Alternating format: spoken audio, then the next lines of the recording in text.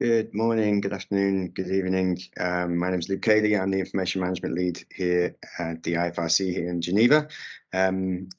Thanks for joining the briefing today. We're going to present to you on the Go platform and what we've been up to over the last quarter, as well as look ahead a little bit. I'm going to start sharing my screen.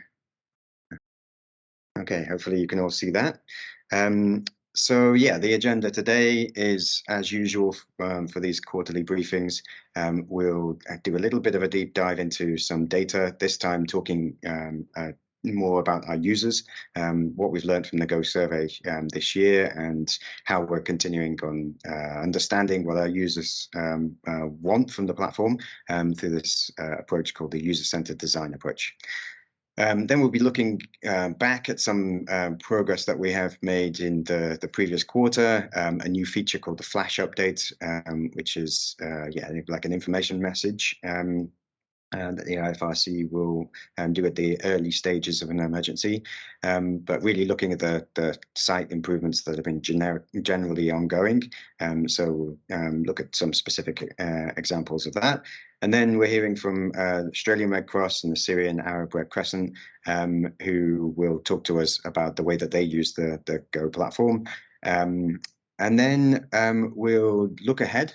So we've got a lot of exciting plans. We're very nearly completing the DREF process being included onto Go, which is really exciting. Will make people's workflows a lot easier, end up with better structured data and evidence. And so, yeah, we're excited after a lot of hard work to get this very close to launch. We'll demo that.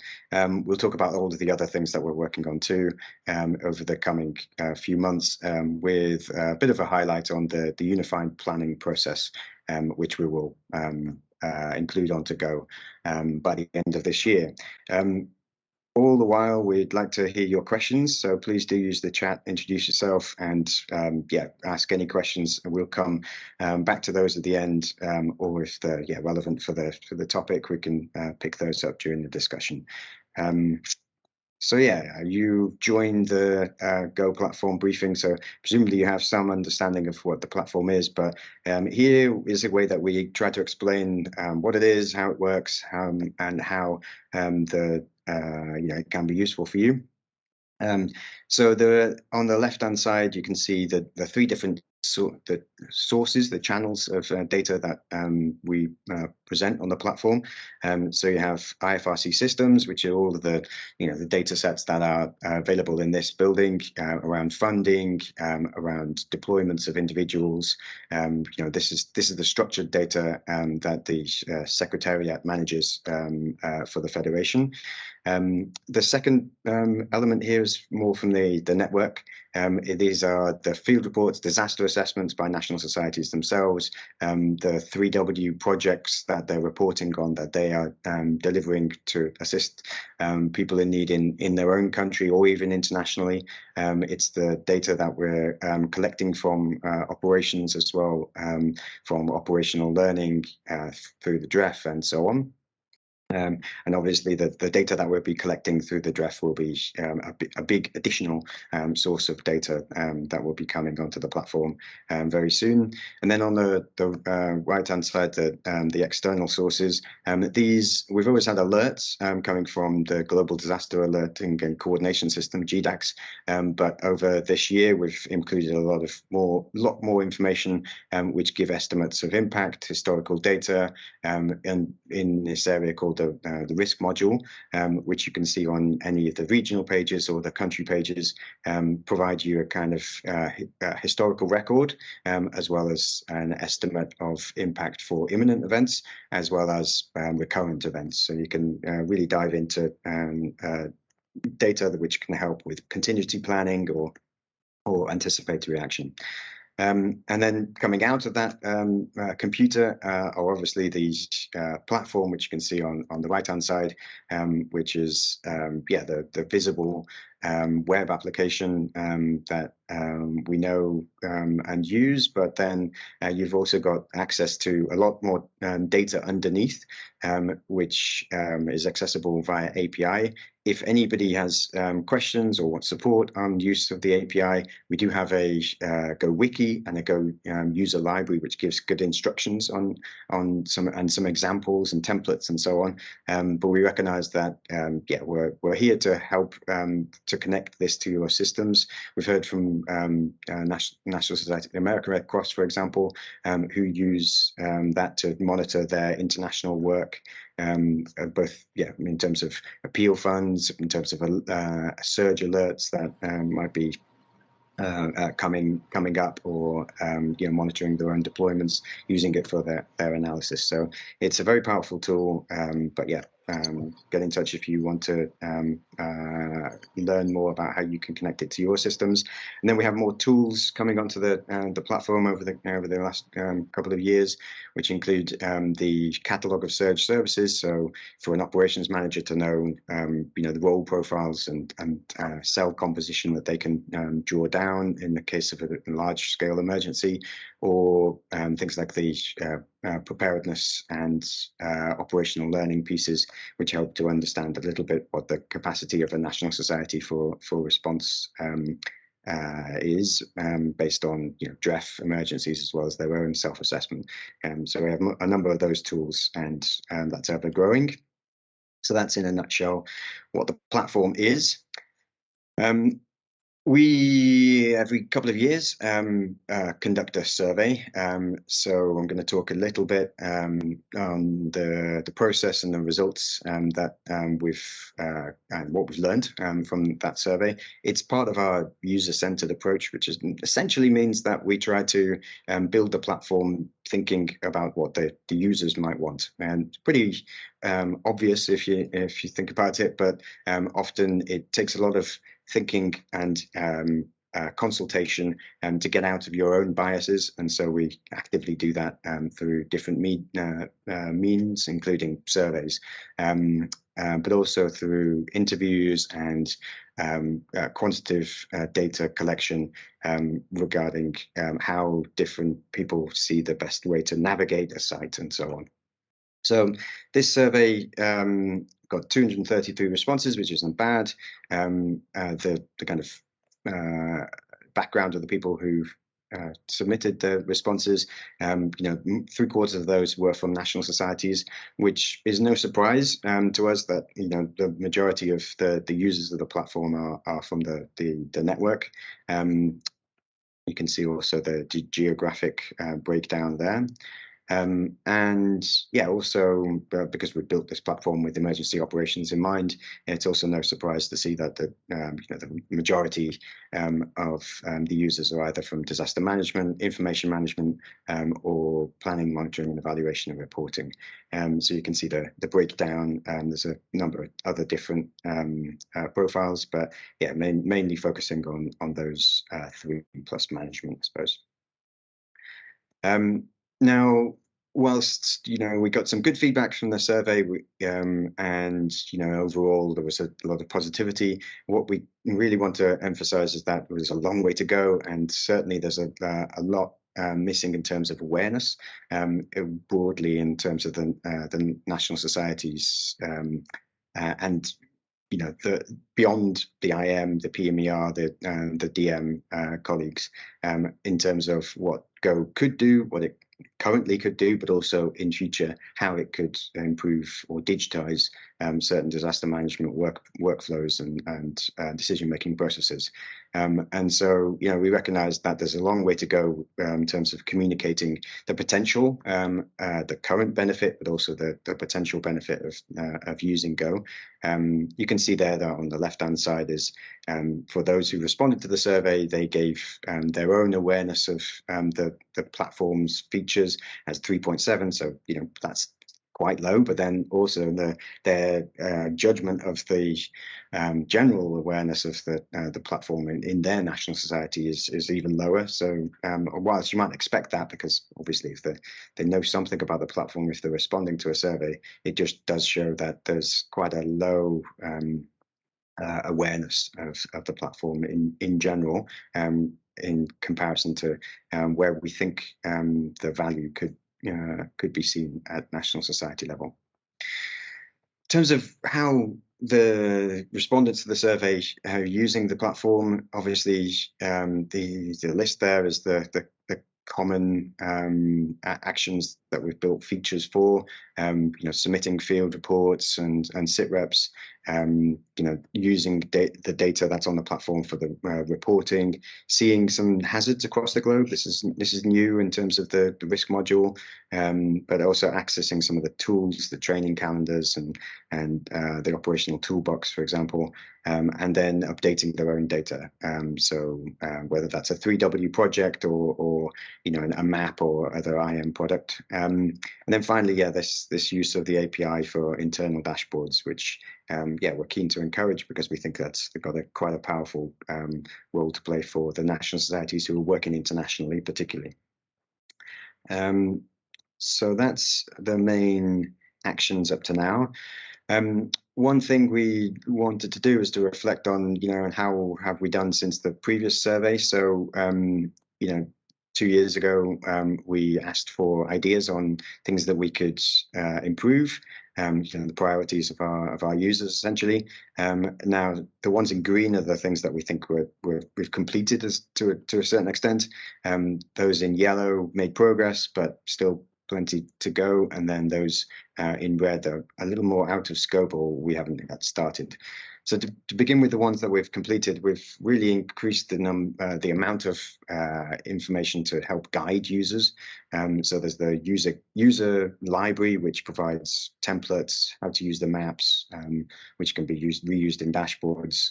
It gives all the design elements that you might use either for information management products or even for developing other websites. So we also have a wiki, which is only recently launched, but it's our way to continually be responsive to the changes in the platform and to get the feedback and the workarounds that our users are using to share those across the network. We definitely have improved and made it easier for national societies to produce and add data. That has been a real focus, and so we've invested a lot in improving the user interface. The risk module we mentioned, increasing information to support anticipatory action. We've also linked to the new rapid response management system, RMS, Molnix. The notifications, which you can find in the account section, which is just up in the top right hand part of the site. That's really get a lot of good feedback. People who do use that and to get a sense of what's going on, and things like when surge alerts are being shared, they can get those notifications by email, and we've visualized more historical analysis. And included the option to include disaggregated data in things like the 3W for emergencies feature.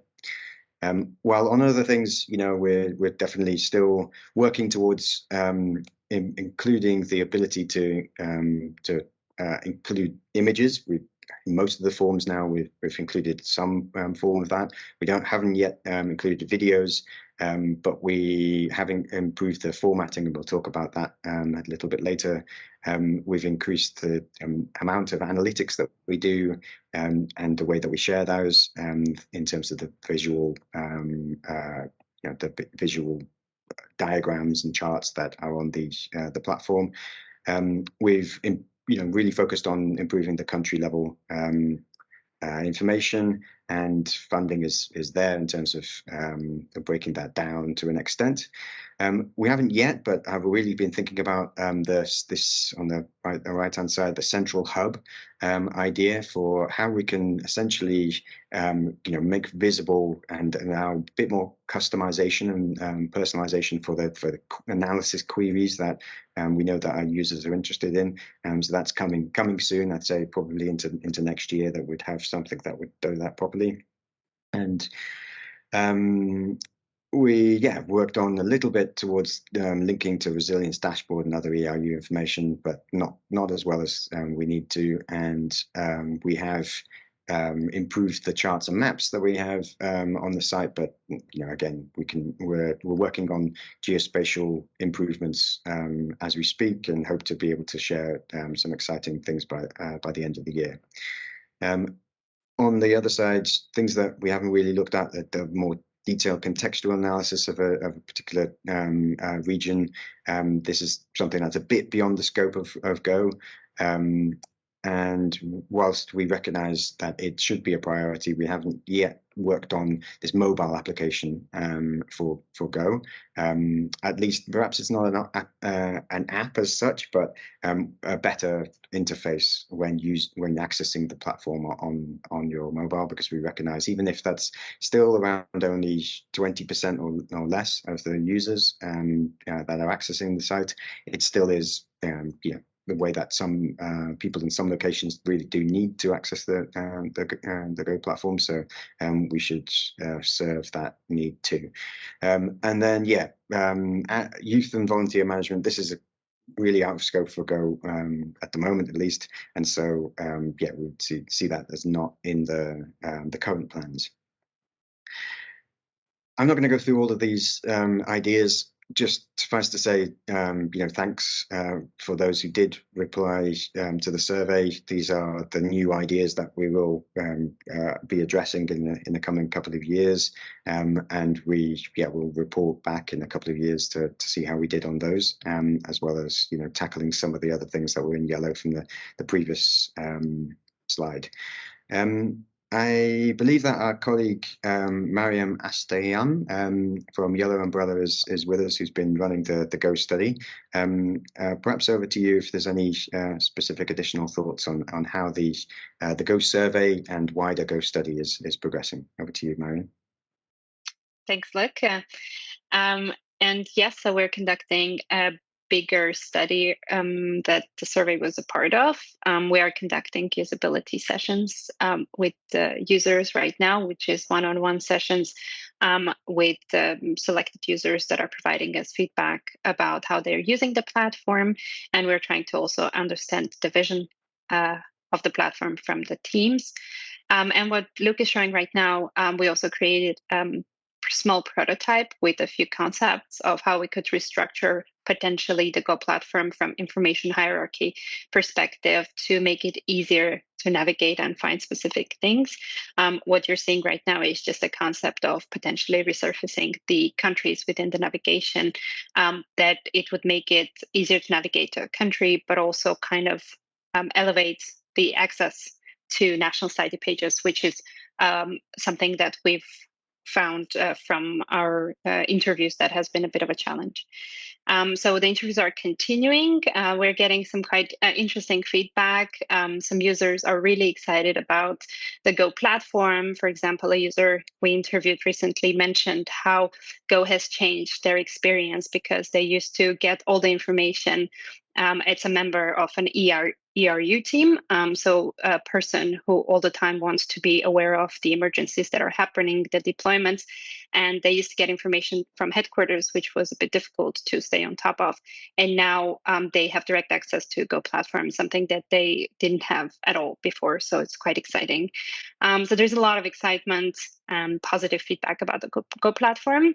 Of course, there's improvements. So that's what we're trying to find out. And some challenges about accessing country pages, as I mentioned, or editing them. A few other challenges about how to stay on top of new updates and their own profiles, personalization, and some other ideas that we are thinking of. And lastly, a few interesting perspectives that we found out is how users are seeing the Go platform. They associate, let's say, reporting with the Go platform, which actually we could look at as a good thing because it creates a bigger access to the platform. And the more national societies and our colleagues can enter information into the platform, the richer the data would be and more useful and accessible to everyone.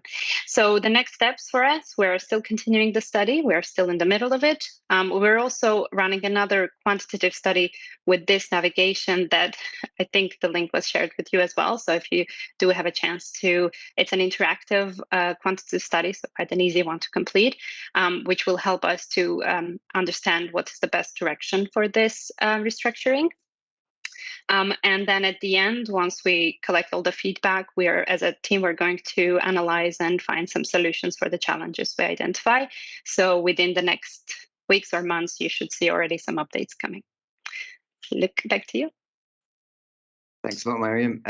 Yeah, if you or Daniel wouldn't mind sharing the link to the card sort exercise, so people can pick that up. It shouldn't take longer than 10 minutes, maybe 5 if you're quick, to just get a sense of how you would want to see the information organized on the site. As you can see there, as Maria mentioned, we're definitely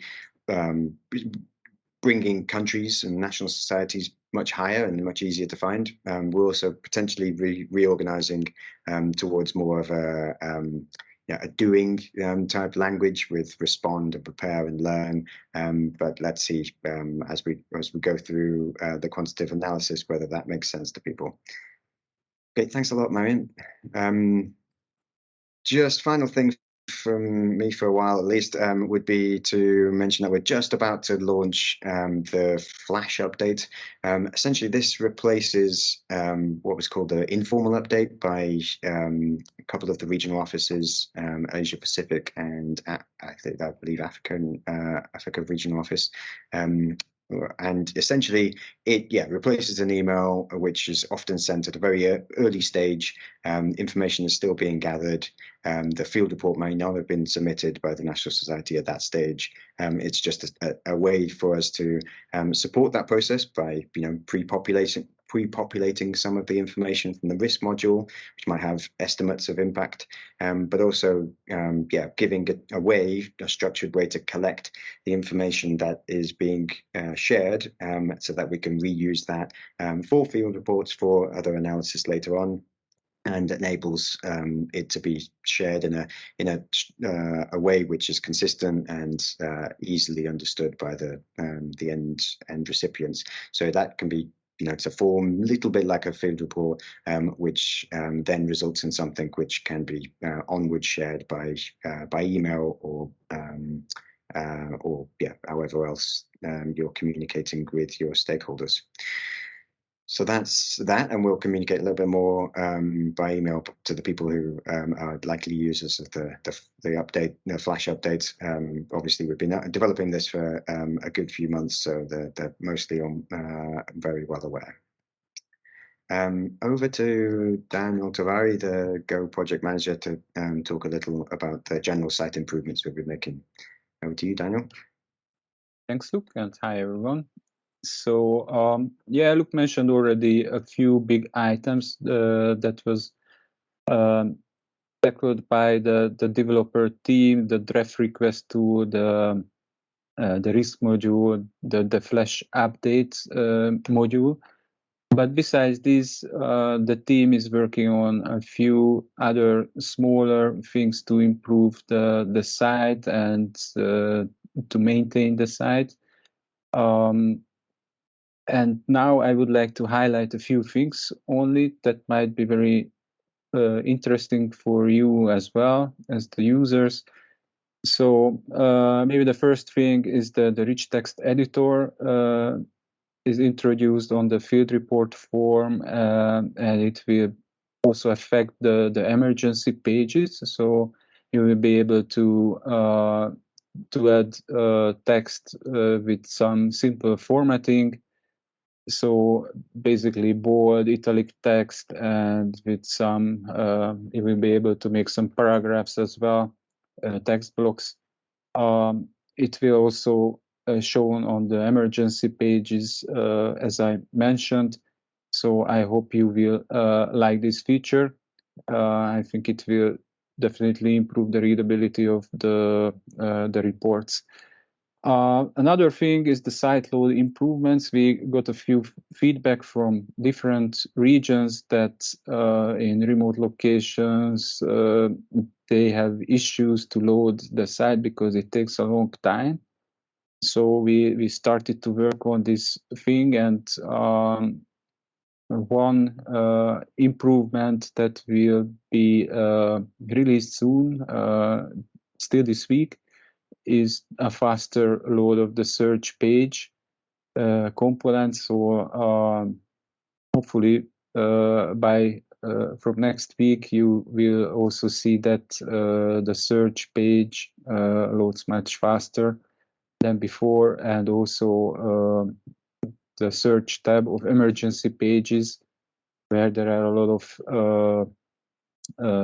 search deployments and alerts, like the Ukraine crisis page, will load much faster.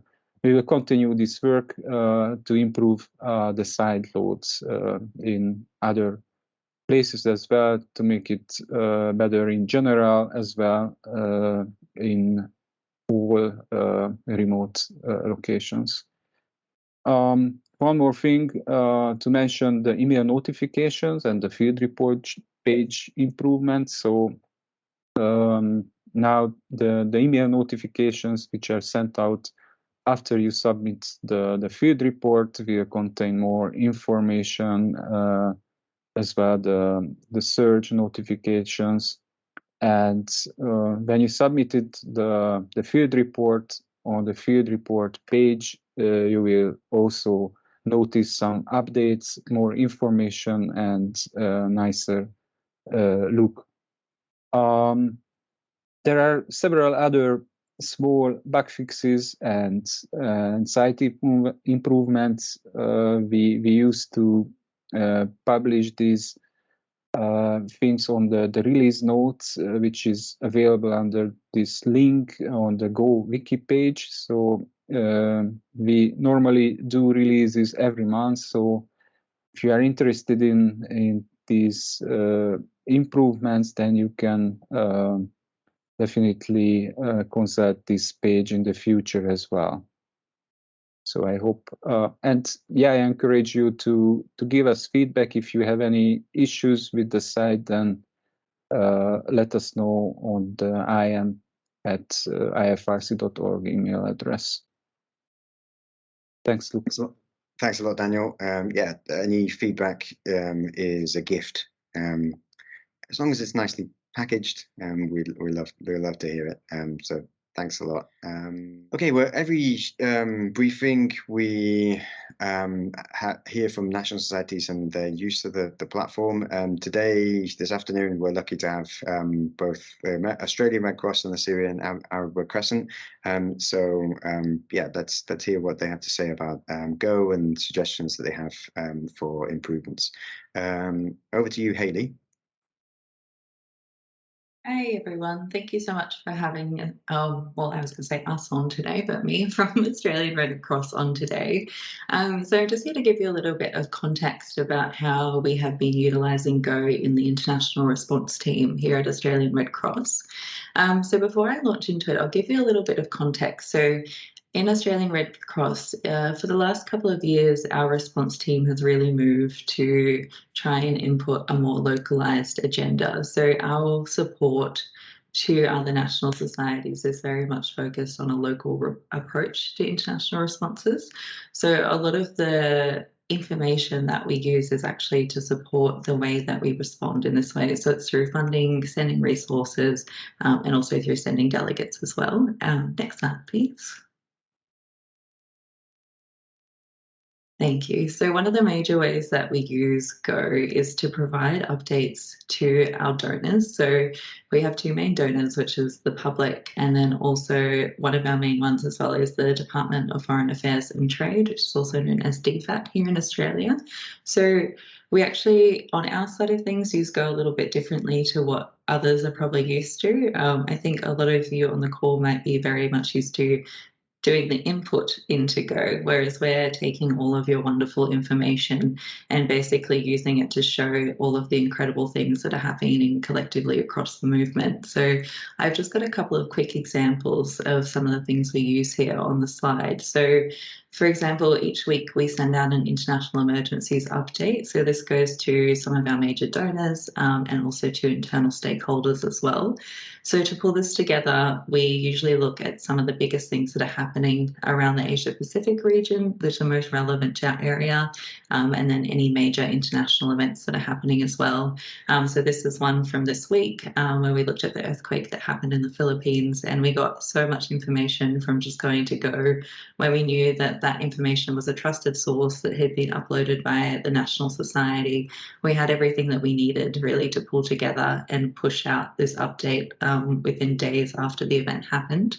And this then goes on not only as an update to our donors, but it's also used as an advocacy piece in a way to kind of keep them updated on what's happening and just have that background information working for if there is substantial interest in a particular event that has taken place, that's already kind of working in the background through this information that we're gathering, that when something does happen and the donor may want to start giving us money, or if we have an appeal, that it's already there, the information's there, and they have a good understanding of what's happening. And then the second thing, which takes up a significant amount of my time, and I'm sure a lot of people's time as well, is reporting. And I will say, as someone who actually started at Australian Red Cross this year, but has worked in other organisations pulling together reports, using the Go platform has been life-changing in terms of gathering information. So one of the biggest reports that we've had to do this year was to our DFAT donor on COVID-19 flexible funding. So it was a very big pool of money that we had, and it was unearmarked. So different national societies in the Asia Pacific region could apply to this funding, and then it would basically go to service the needs that they identified in the region. So then reporting on this was quite complex, but having Go and having that information that had been updated on different projects that had been implemented, the timeframes, and also the data on who these programs had helped, the numbers, it was just incredible to be able to pull together case studies and really highlight the key impacts that the money has had, just all together in this one platform, ready to go, perfect. And it also worked out really well as well. We thought in terms of taking that extra burden off the national societies that we were working with. So instead of us reaching out and trying to get all this information off them, it was already there in the database for us, ready to go, which is another big win as well.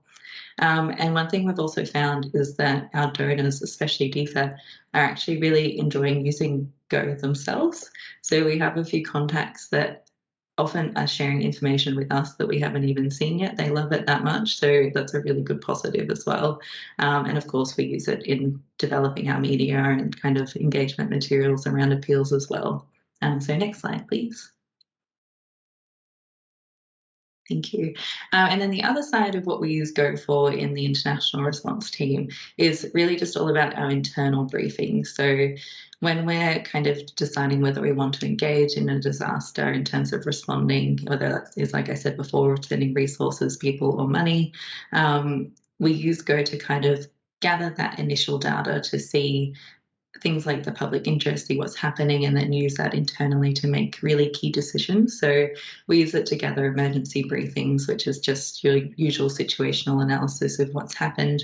And Go, we've found, is always an incredible source. As soon as something happened, there has always been information flowing straight away through Go, so it's been incredible for that. And then we use it to develop our key messages, which then go out both internally and externally as well. And as I said before, it's just really useful knowing that this is quality information straight from the source, because as everyone knows, when something, a disaster strikes or a crisis or conflict is happening, it's so hard to gather reliable information. So knowing that you're getting something from a national society it's really a game changer when you're trying to get information quickly and accurately. And that's really our main things. But as I said, I'm very new to this and I'm learning a lot more about it as I go along. And I just wanted to note as well, so we're actually looking at doing some more kind of work in this space. So I'm in the international team. We have a domestic team as well in Australian Red Cross, of course, that responds to disasters in the country. And they definitely do use Go, but we're looking to work at how we can have that utilised more effectively as a country that is mostly self-sufficient in terms of building our own appeals and things like that. So that's something really exciting we're working on. And we really want to focus on how we can support other national societies as well in the region, if that's something that people are interested in using the Go platform and kind of collaborate effectively across the many regions as well. But yeah, that's a quick overview from Australian Red Cross. And yeah, any questions, feel free to pop them in the chat and I'll answer away. Thanks so much. Thank you. That was really great, Hayley, and yeah, especially the short notice and evening duty that this presentation represented. So yeah, really appreciated. And in terms of potentially getting the domestic Australian Red Cross to adopt Go a little bit more, we are working on integrating into the risk module more alerts around things like wildfires and floods, which will help with both impact forecasting and yeah, alerting for emergencies. So maybe that could be of use for their yeah, work as well. definitely. Fantastic. Now over to Wafa Al Shalati. Over to you. Hi everyone. I'm so glad to be here with you in this great gathering, especially to talk about Syrian Arab Red Crescent experience using the amazing IFRC GO platform. I will be specific and will not take a lot of your time. I would just want to focus on the COVID-19 response and how much amazing the platform was,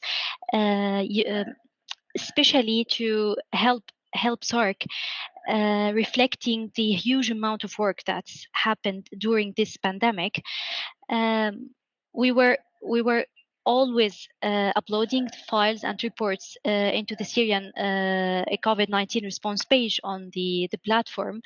The platform helped us for donors and partners to help us get funds to help more vulnerable people and to expand our interventions for sure. Next slide, please. Thank you so much. We were uploading. You can see the key figures that helped all the partners and donors to see a lot, to see the number of assisted people, and these key figures help us to show the huge work that SARC did in this pandemic. Sorry, but next slide, please. We were uploading a situation report monthly just to update the situation, the health situation in this pandemic. We were uploading more than 22 monthly reports showing the activities that SARC did, and maps also related to the response activities. Next slide, please. Thank you so much. We were uploading an infographic as an additional information just for the most important numbers that's during this response, showing the key figures, the most amazing numbers that's happened in this response, that this platform helped us to reflected very in a very good way. Next slide, please. Look. The other reports that we were engaging in this, the field report, we uploaded the more than 8 reports just to update the situation overview along with the indicator tracking that helped us internally to track our indicators that's reflecting the response. the main idea that I want to say here, that without the platform, we were not be able to have the fund that helped us to expand our intervention, especially in the cases that the war in Syria was tiring enough to have a pandemic, and the fund already was not located to the relieving part of it. So yeah, the platform was amazing to reflect this, and it was a very, very good experience with the platform. And even everything that was challenging in the platform, you already developed. So I want to thank you very much to this amazing platform. I don't have anything other to say. Thank you so much, and over to you, Luke. Thank you.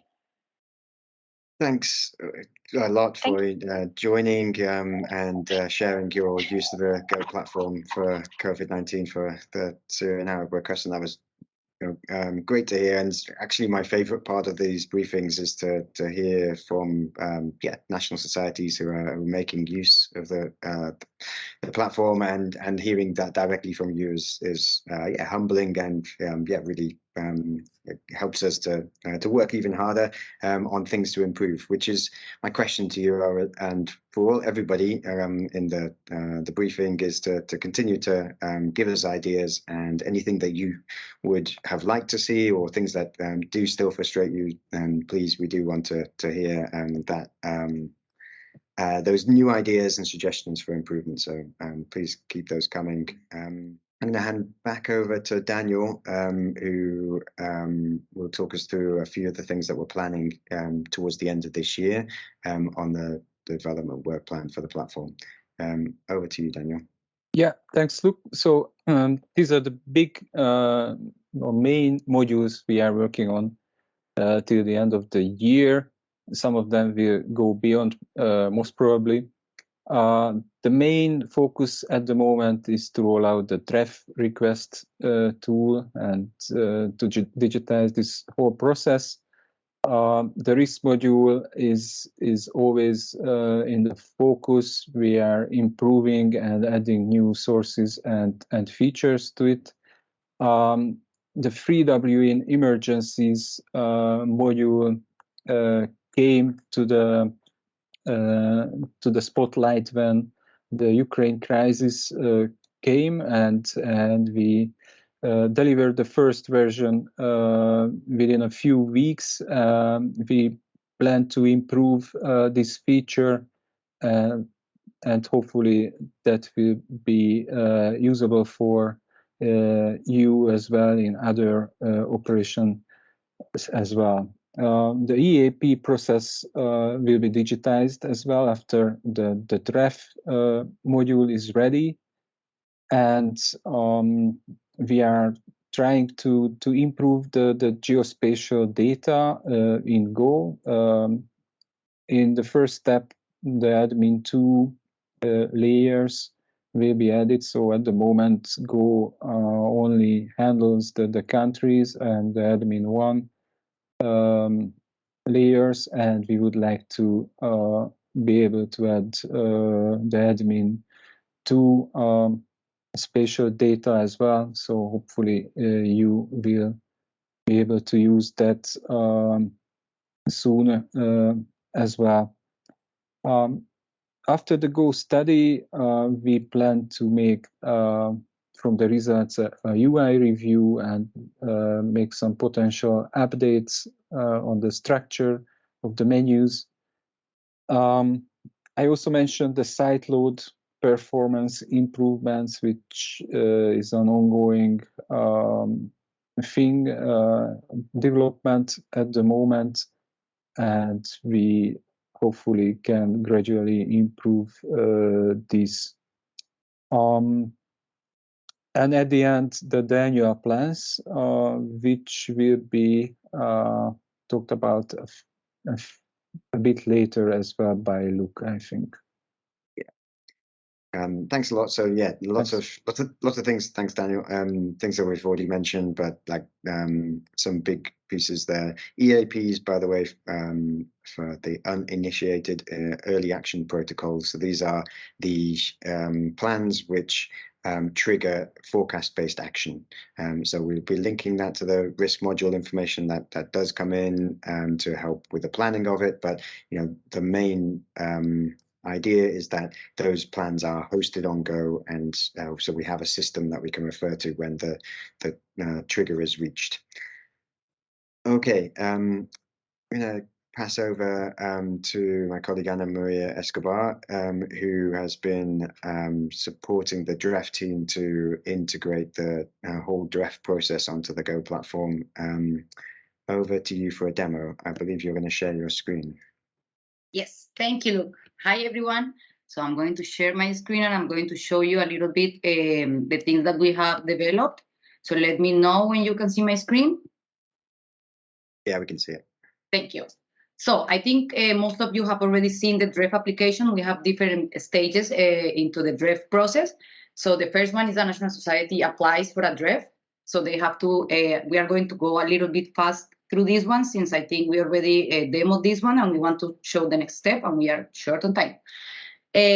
So I already filled some of these fields for the sake of time. So it's some essential information, the title of the operation, the type of disaster, the type of onset, what affected countries and regions, number of people affected, people targeted. We are going to have the opportunity to upload a map and a cover image, and these ones are going to be important because we are going to be giving the national societies now the opportunity to, after they complete this form, they are going to be able to export a whole document, so they don't have to be worrying about the different formatting, using the right icons, right colors, anything. Everything will come from Go with all of the information, pictures, and everything that the National Society has provided.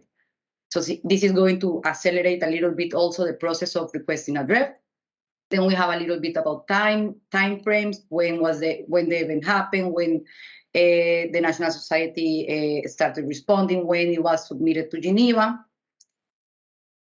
Then you have a little bit of information about the eligibility of the DREF. So if there's similar events have happened in the same area, things like that. If something like that happens, then also a new box will pop up for the National Society to explain why they are asking for a DREF in this moment.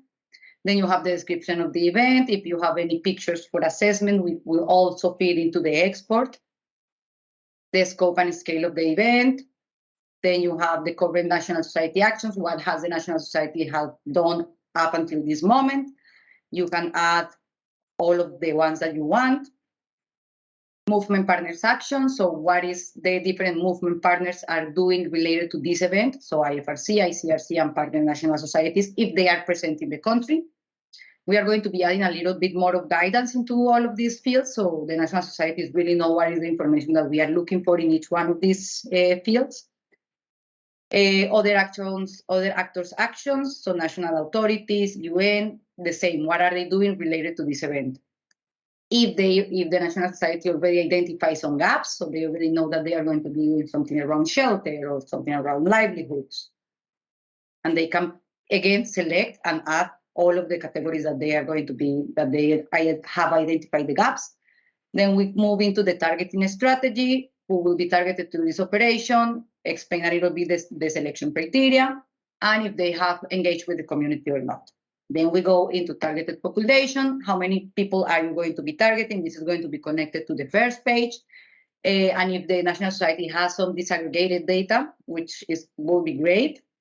And also people with disabilities, urban to rural percentages, if they have this kind of information. But this is not going to be, this is not going to stop the process if they don't have it at this point. Then the overall objective of the operation, response of the strategy, some questions about support services. For example, if they are going to be requesting search personnel to be deployed into this implementation of a DREF, and then we can, with this, we can like alert people, different teams, so they are ready to support the national societies. And then we go into the plan interventions. So depending what the national society is planning to do, the budget that they are going to be funneling into that activities, what are the activities, and the indicators that they want to be using. Then we have contact information, and you can save it. And as I was saying, you can export the document. So you already have a plan of action and a DREF request with all of the pictures, all of the information that you provided, with all of the visual identity of the IFRC, with all of the right icons. So this is going to be easier for the National Society to not have to worry about the format and all of these things, but we are going to be able to provide this. So what happened after the DREF request has been approved? So it could go both ways. It could go that the National Society starts implementing and they finalize the implementation and they need to do a final report. Or that the National Society start the implementation and something happens and maybe they want to change the number of people targeted, so they need more money to reach all of these people. So they need a second allocation.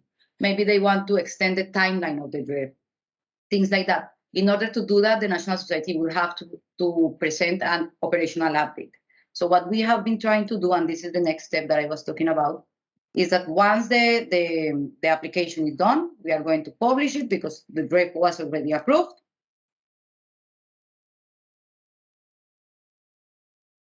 And what we can do is, on top of the same DREF, so linked to that DREF, we can add a new operational update. So this is going to be way easier for the National Society because all of the information that we were requesting on an operational update before, it could have been the same that was on the DREF application. So the DREF application is going to pre-populate all of the operational update. Of course, most of the fields are going to be editable, so the National Society can add a little bit more or not. So only a couple of fields that they have to fill. So if they are asking for an additional allocation, then they will have, okay, 20, and then they will have the total DREF allocation. They can change the reporting time frame because they are going to be reporting on the activities that they done since the operation started. And when is the new operation, if they are going to be changing the final date of operation, when is it going to end, and then it's going to calculate the total operational time frame. And then only these couple of questions, because these are the reasons why you have to present an operational update. So we want to know for which one of these reasons is that they are doing the operational update. So change the time frame, the operational strategy, the target population, geographical location, budget, or they are requesting for a second allocation. And they can explain a little bit what are the changes and why did they come into those changes. So anything has changed since the request? No, okay, or yes, and then they can add a little bit more text in here if they want to, on what are the changes that in the context of the event. They can also, everything is getting pulled from the DREF request, but it has the opportunity for the National Society to edit or add more text. This exactly the same is being pulled from the DREF request. It can be edited for the from the National Society. If they are adding more activities or more indicators, they can do it in here. Targeting strategy, targeted population, and all of this is being pulled from the DREF request and can be editable again on all of the contacts. When they do that, they can save it. And again, they can export this document. So now they don't have to work on the operational update document. Another thing that it's important to mention in here is that the National Society, it might be a case where they are going to be updating more than once, so they can add as many operational updates as they want. And the final report is going to have exactly the same functionality as the operational update. We are still working on developing the final report. The only thing that is going to be different is when we have the targeted people per sector, then we are going to add new boxes for the National Society to actually tell us how many people they reach. But then it's going to be pulling all of the information either from the DREF request or the latest operational update that the National Society has submitted linked to this DREF. So I think in a nutshell, that's it, what we have been working on. And if you have any questions, just let me know. Excellent. Thanks a lot, Anna Maria, and congratulations. It's a really big step for the GO platform, and we think that it's going to help a lot national societies' workflows, saving a lot of time, using and reusing the evidence that we're collecting across the network. So yeah, it's a big shift, and we're almost there. So yeah, congratulations to you and the DREF team. This is the last thing, just in terms of the coming features on the platform. So some of you may have heard that we're moving in the IFRC towards unified planning. What this means in a nutshell is that every year we will incorporate the DREFs and the emergency appeals into one unified plan, which will give a view with the National Society of what the priorities are, what the funding and people targeted are across the different thematic strategic priorities, as you can see there, who is present to support in terms of membership coordination, as well as some top line figures, and the plan itself available to download on Go. This is a first step, and it will just be rather straightforward to surface the data that's contained within the plans, which are currently found on the ifrc.org site, but not necessarily used in conjunction with all the other data that we have on Go. And so yeah, it's first step towards more integrating the data that we are collecting on emergency needs and response capacities and so on into a better view of the overall humanitarian situation and the role of the National Society to respond to that. So it's one that will grow over time, but we aim to start fairly achievable to begin with, by just visualizing a link and some of the key data points from the annual plans themselves. And so with that, that's the conclusion of the briefing part of the session.